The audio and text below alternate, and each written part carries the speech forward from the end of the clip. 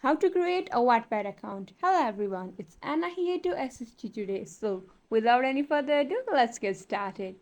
First of all, you need to open the Wattpad app. Now, click on join for free.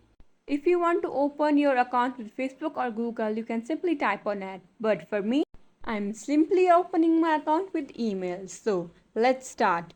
First of all, type your email. After typing your email, you can choose whatever username you want. For example, I have taken the username Ella Blake, so you can take any other username as per your desire. That's up to you only. After that, you can simply type your password. Make sure the password is very strong so that it can prevent your device from getting hacked.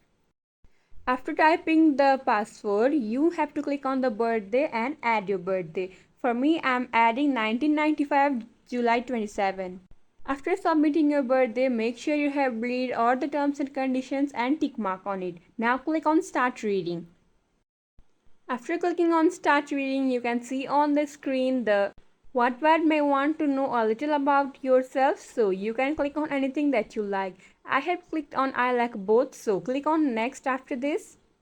And now, as a writer, what best describes you as a writer? So, I'm mostly writing for fun, so I'm clicking on the option I mostly write for fun. Have you finished writing a novel? No, I haven't finished writing a novel. So, now here it asks us about your gender.